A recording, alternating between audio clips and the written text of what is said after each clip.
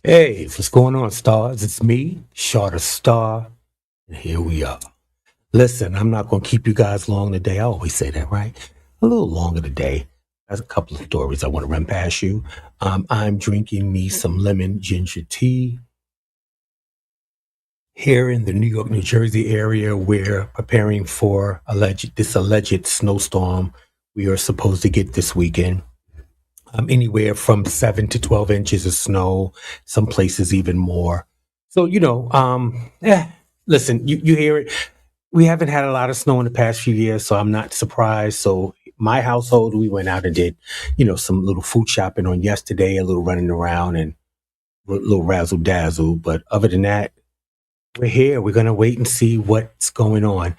I want to continue to thank you guys for subscribing, liking, commenting, and sharing. And listen, I tried to get Leighton I wanted to do a Q&A. Like I'm always asking you guys to leave me comments, or as you see under this right here, you see email shorterstar@gmail.com. People use that. People that know me personally text me and call me. So I've been asking for, just some things to have a Q&A because I'm preparing to go live with you guys. So I want to see what's going on. So um, I'm trying to pick out like 10 of the best questions that I've had, and some of them are doozies. Some of them personal, ain't none of your business. But however, some of them the ones that I can answer and I will answer. Like a lot of people, like for just a quick example, some people, more than one person has stated that they thought my page would be more involved in fashion, right? And I think that's because they personally know me. And I'm not saying I'm this fashion god, but people that know I love clothing, I love shopping. I, this has always been me, right? Okay. So, and they thought that my channel would go more of reviews, what's popular, clothing. And I didn't want to be, but we'll talk about it. That's going to be a question. So I'm going to make sure I answer that question, right? But just to get in, so those that have any questions that you want to ask of me or Leighton, again, this will be a Q&A that Leighton will be reading the questions to me and I'll be giving any answers. But if y'all have some questions for him, y'all can send a few. I don't want to overwhelm him. You know what I mean? I can take it. Anywho, okay, so let's start this out. Well, I want to say congratulations to Sinners. If you guys didn't know, Sinners has made history with the 98 Academy Awards. They've been nominated for 16 nominations for 16 Academy Award nominations. That's huge. The record, they broke the record because as far as movies, the most of the nominations that any movie has gotten has been 14. So now that Sinners is at 16 nominations, that's breaking history. So even if they didn't win, which I don't understand, you can be nominated for 16 and don't win any. Okay, so it says the film's nominations includes Best Picture, Best Director, Best Screenplay, Best Actor for Michael B. Jordan, Best Supporting Actress, Best Supporting Actor. So it goes on and on. Remember, they have 16 nominations. So that's a lot. And congratulations to you. Those that may not have seen Sinners for whatever reason. And I say that because before I actually watched it, I had heard some things where I had heard people that gave me their opinion of what they thought it was. And they thought it was satanic and it was this, it was that. And oh, there's so many hidden. I enjoyed the movie. I got it for what I needed to get from it.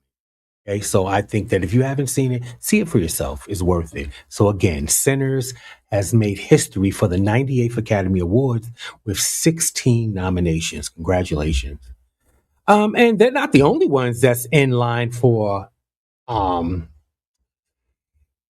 well, let's talk about Teyana Taylor, Miss Teyana Taylor. Well, Teyana Taylor won her first Golden Globe Award for Best Supporting Actress for the movie One Battle After Another. Now, honestly, I haven't seen the movie yet. I plan to actually watch it this weekend since we will be snowed in at some point between Saturday night and Monday, I plan to watch the movie. Um, and if y'all guys want to talk about it, those of you that have seen it and want to talk about it, we can. I don't know if you want to talk about it this late in the game, but I will, watch it. I think, yeah, I can't give a review if I haven't watched it. Honestly, I don't go by what other people say. So, again, Teyana Taylor won her first Golden Globe Award. Look, Teyana Taylor is the it girl. She's from Harlem. I'm from Brooklyn. I mean, I'm older than her, but I am always have been aware of who Teyana Taylor is because I have goddaughters and nieces her age and cousins and stuff. So, but I didn't know exactly how talented she was when she was first signed on with her first label and stuff like that, right? So, but as time went on and I got to hear her vocals, that girl could sing. I love her. And she's a triple threat, acting, everything. Oh, Lord, acting, singing, dancing, and producing and directing. Girl, girl. Tiana Taylor is that. And I can say that. I've actually got late in listening to her music because she has some good music. And congratulations. But still to move on, Tiana Taylor also have received her first Academy Award nomination, right? For Best Supporting Actress for One Battle After Another. So again, the same movie. It must be some movie for Golden Globe. And I mean, it's all what you think, but she just received her first Golden Globe Award, and now she's nominated for Best Supporting Actress for the Academy Awards. That would be nice. That would be good for her. Good.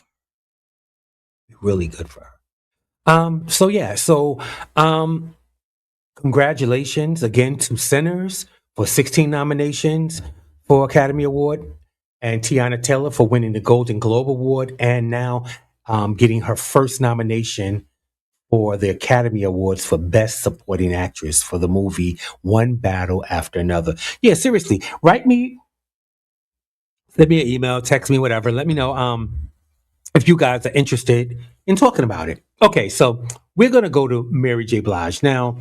For the last two videos, if you noticed last week, I talked about Mary a little bit. And that was because, she announced that, well, first of all, we talked about her with her and the Misa Hilton.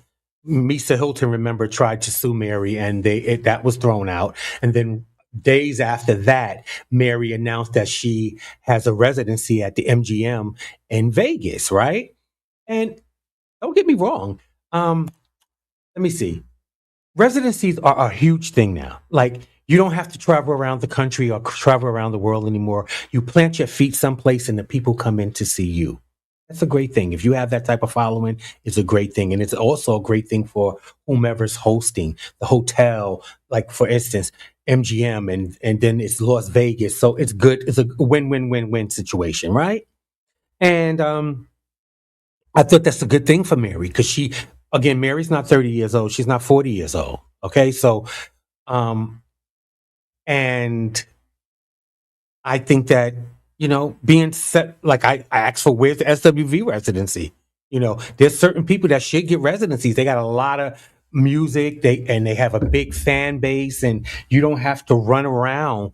You plant your feet someplace and we come to you. Okay, so Mary did a video. Well, I've watched a couple of because again, she's promoting her having her residency at MGM in Vegas, right? So she's doing interviews, and I watched a few interviews. But right now, I'm going to talk about the interview with Angie Martinez. You can go on YouTube and watch it, or you can go to Angie's page and you'll watch it, right? I've watched it. So let me bring up this picture because Angie started the interview by asking Mary that they wanted to address the things that her fans were saying about the tour she just got off. Remember, Mary just got off of tour, and people were saying, you saw all the memes where she was doom doom doom doom, like she looked like her feet hurt. She acted like she didn't want to be there. Allegedly, the reports were stating that she hardly wanted to sing. She kept pushing the mic out to the crowd for the crowd to sing, and it was just a mess. And we saw the memes, so we can't say it didn't happen. Hell, she can't say it didn't happen. We seen the memes. So Angie asked Mary, right, about the memes and how she felt about it, and Mary says, "This is what the interview." She says, "Mary J. Blige addresses fans who say she performs like she doesn't want to be on stage." And Mary's response is, "I was effing tired." Okay. Okay. So let's get into that a little bit. You're effing tired. Because, see, I kind of warned Mary last week on one of those videos that she has to be very, very careful because you're now going to a residency, and a residency requires a lot more money for your fans and for your followers. This is not just going to Madison Square Garden, buying a ticket for the concert and driving in from New York, New Jersey, Philadelphia, Pennsylvania, wherever. The biggest thing you had to worry about was paying for private parking in the city, right? And you go to Mary J. Blige concert, New York, New Jersey, and that's it. This is not that.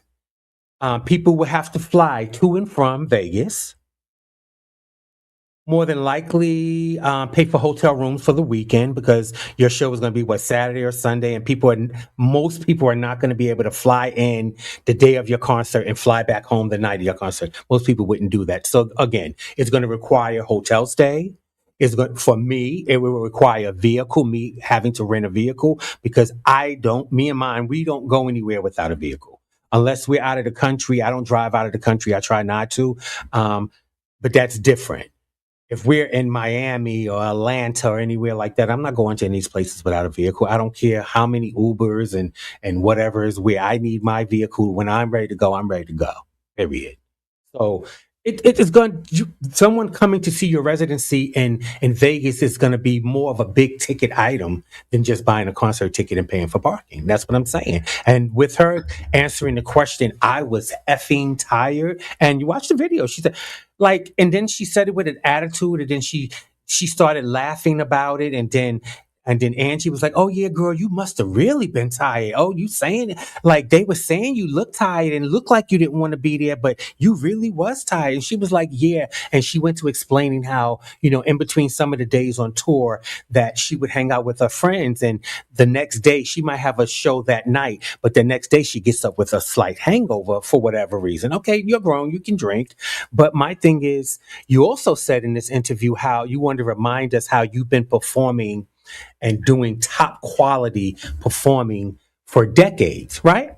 Okay, so since you brought it up, I didn't bring it up. You brought it up, right? Because it says the R&B legend cleared the air in the most merry was possible while sitting down with Angie Martinez on her podcast, right? Responding to fans who claimed she looked uninterested or low energy during some tour performances. Her explanation extremely simple, extremely honest, and of course relatable. "I was exhausted. So for people to be like, she looks tired, I was effing tired," is what Blige said. She said, "Yeah, I was." She's saying I was effing tired, and she starts to laugh as she breaks it down. Mary went on to make it clear that exhaustion doesn't equal a lack of love for the stage or for her fans. Touring is physically demanding, especially when you've been doing it at a highest level for decades. Keep that in now, because she made sure she threw that in, that she's been performing at the highest levels for decades. Night after night, city after city, same passion, different energy levels. Okay, well, let's talk about that, Mary, because you the Mary, you Mary, right? So you're stating that, oh, this started around the 30th performance where you have 40 shows. Around the 30th show is what you're saying. This happened around, like you knew when it happened, like you knew exactly what show where you got tired and it went downhill to hell, right? So you stated that this was like the 30th show out of 40. So you're telling me the last 10 shows was trash because you were tired and you was out of it and you didn't want to be there. Because that's what you said in the interview. You was over it, is what you said. So pretty much your fans got what they got. And they should understand because you're tired and you've been doing this at a high level for decades. Well, if you've been doing it for a high level of decades, can I tell you, you should know better. Instead of doing 40 shows, do 30. I'm just saying. Since you're going to throw it up in our face that you've been performing at the highest level. And first of all, what's the highest level, Mary? Stop playing. Because, and by no means, don't think that I'm not a Mary fan. I like Mary. Am I a diehard fan for Mary J. Blige? No. I like Mary, though. I'm from New York. I got the vibe. We're around the same age bracket. I get it. She was that girl, but there were other girls too. But Mary had it in a chokehold at her time, right? And her vocals were raw. Now I actually like Mary's vocals as she's gotten older, like now. And it's gotten it's matured and gotten better. Like she knows what she can and can't do, which is what should happen as time go on. You should get better. So there's no problem. But girl, since you want to remind us that you've been doing this at a high level for decades, you should have known better than to book 40 shows when you know you got tired around the 30th. So after that, and hello, you listening? The T is allegedly, your shows didn't start sucking at the 30th show. They started those memes and your fans started complaining around the 5th to the 7th show.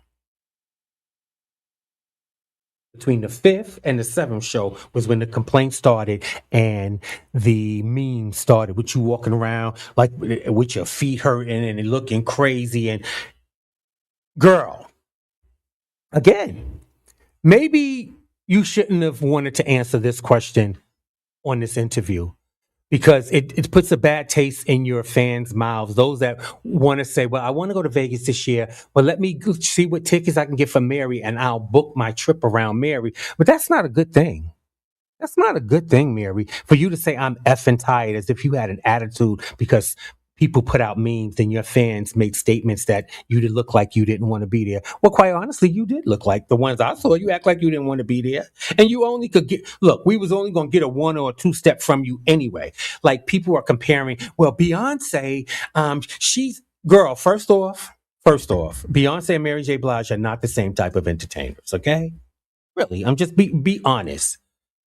Mary J. Blige is an energy. Her show can be energized, but it's not an energy packed show, such as all this choreography and just all of these dancers and getting it in. Like, don't compare. Stop comparing these people. You cannot compare Beyonce with Mary J. Blige. Those are two different types of artists, two different types of artistry, different ways that they present themselves. You never got no real dancing from Mary. Not unless it was that. Well, anywho. But I thought it was a little weird for you to answer to respond. I was effing tired. Like you had a problem with your fans making a statement when you actually admitted you were tired and over it at that time. And mind you, you said around the 30th show, like you knew from the 30th to the 40 was crap. But girl, some memes and stuff started way before your 30th show. So I think that maybe you should maybe do a retraction or do a video on your own and say, you know what, guys, after rewatching the Angie Martinez video, I felt like I didn't respond correctly and fix it because buying a ticket for Madison Square Garden or Prudential here and flying to Vegas to see you at MGM, that ain't it. That ain't the same thing. I'm just saying. Okay. Anywho, and Mary went on to talk about this is another I saw another interview and they were asking her about the legendary Aretha Franklin and Mary went on to talk about how apparently they did a song or two together at some point. And she said that Aretha Franklin was known, but she was a diva, and we know that Aretha used to carry. We've seen the shade that was thrown at Patty and different things. You saw Aretha. Aretha was not to be played with, and in her right, she felt that. I just don't think being nasty and mean, right, gives you a right to because you can sing and because you're loved for you to be nasty to people. I just think it's crazy. But then I'm sure there was other things behind that. Nevertheless, it says Mary J. Blige recalls the moment Aretha Franklin walked into the studio like she was coming to fight. Even Babyface was scared. All right. So let's get into that. So Aretha Franklin, like I said, she's always had the reputation of being a diva and she's not having it and she didn't want to do this and yada, yada, yada. Right. So Mary was saying that when Aretha came into the studio, she had on a trench coat with a sweatsuit, a hoodie sweatsuit, pair of sweats. One pants leg was pushed up. You know how how we push our pants leg up to the knee? She said she came in there like that, like she wanted to fight. And she said that, of course, Aretha was a little shady to her, of course. But they said that Babyface, who was actually working on this particular project, whatever project it was, he was scared to ask Aretha anything. And I'm like, girl, I don't know if I could work under that type of pressure for who I am now. Maybe some years ago I might have took some crap, and I did take some crap in the industry as far as working with people and for people. However, um, I don't have time, especially because from what I'm getting from this was a Mary's project that Aretha was coming in to do whatever, right? Because she was already in the studio. So if you're coming in to do my project and you're going to come in with that type of energy, girl, I'd rather you do it someplace else and and they'll send it to me and we'll get it together.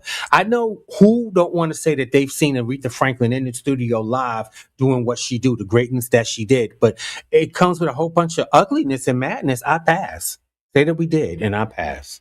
Right? So, and for an accomplished person like Babyface to be scared to give direction, that's what you're there for.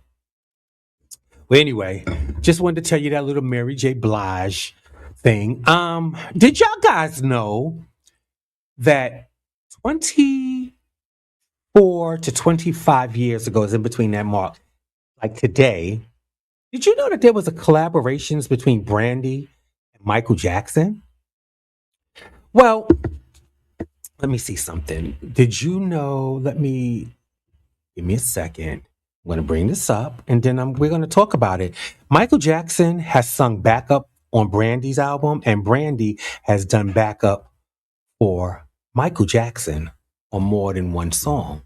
Okay? Get into this. It says, did you know that Michael Jackson did background vocals for Brandy and vice versa? The vocal credits tell the story. Brandy appears on Michael Jackson's Unbreakable, and Jackson's voice lifts Brandy's It's Not Worth It off of another album of hers. So let's talk about it. I gagged because I'm a huge Brandy fan, right? So this was definitely something that I didn't know. Listen, the great Michael Jackson didn't work much with on other people's things. I remember Rockwell. I always feel like somebody's watching me. I remember that. And I think allegedly that was done as a favor because Rockwell's father was a big person in the music in the industry at the time. This is allegedly, but I mean, that's why that happened, right? And then we know that Michael Jackson had his group, I believe, Brownstone. And I think he did some background on those things, some of those projects, right? And I just thought it was very, very interesting. It says 24 years ago, Brandy recorded background vocals on Michael Jackson's 2001 Invincible album. And in return, he did background vocals on Brandy's 2002 Full Moon album. Brandy is on backgrounds for Unbreakable and Heaven Can't Wait. Those are the two songs on Michael Jackson's album. And on Brandy's album, Full Moon, Michael's doing background on It's Not Worth It. So, wow. I did not know that. And it's like, it's so crazy now that after Michael's been going for such a while now, and we're still hearing things and little tidbits. And I think just finding this out behind the scene that Brandy, who wouldn't want to talk about working with the Michael Jackson? They have pictures online with them together when they recorded and stuff like that. And who wouldn't have I never even knew about that. Amazing. And talent knows talent. That's why Brandy is considered the vocal Bible. I'm not going to fight with y'all. I'm not going to argue. Sure, there's a lot of different types of singers out there, but Brandy's not a game. And she's proven it. She's still here and she's sounding great. She just finished a tour with Monica. So I just wanted you guys to know. I didn't know. I didn't know. Wow. Okay.